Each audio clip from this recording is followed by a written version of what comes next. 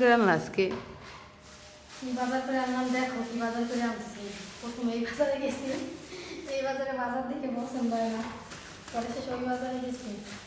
ইলিশ মাছ নিয়েছিলাম। এই ইলিশ মাছ এই বাজারে চাই হচ্ছে 500 টাকা করে, আর ওই বাজার থেকে 400 টাকা করে আনলাম। এর আগে আনছিলাম 350 করে না, এই মনে হয় এই মাছ এর আগে আনছিলাম 350 করে, আর এই তারিখে আনলাম হচ্ছে 400 করে, 50 টাকা বেশি। এই যে ইলিশ মাছ নিয়ে আসছি, আর হচ্ছে যে বাইলার ছোট ছোট মাছ, বাইলা মাছ।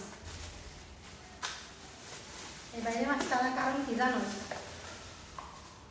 এই বাইলা মাছটা আনার কারণ হচ্ছে, এইগুলো বাইলা মাছ নয়, আমি মাছ চিনি না তো। এই যে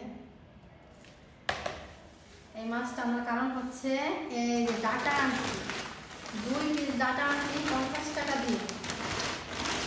এই যে বাইঙ্গে বলে আনছি নাকি ভিতরে, অনেক বড়।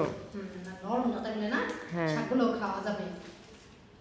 আর হচ্ছে এদিকে পালং শাক আনছি, অনেকদিন ধরে পালং শাক খাই না, পালং শাক নিয়ে আসছি। এখন তো এই পালং শাক, তারপরে সে আপনার ফুলকপি, পাতাকপি সিজন একেবারে শেষ সময়, 12 মাস কাল পাওয়া যাবে, কিন্তু এই বছরের দেওয়ার কথা আমি বলতেছি।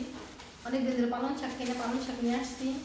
ডাটা আনছি শুধু, আগে ডাটা কিনছি, পরে ওই বাজার থেকে আবার কোটপাত থেকে মাছ কিনে আনছি ডাটা দিয়ে খাওয়ার জন্য। আর কি মাছ কিনবো, কি মাছ কিনবো, তারপরে ইলিশ মাছ কিনে নিয়ে আসছি। আজকের এই বাজার, এখন তাড়াতাড়ি আমি রান্না করতে যাই। ভাত রান্না করে রেখে গেছি, আর কিছুই আমার রান্না করা এখনো হয় নাই, এখন রান্না করবো।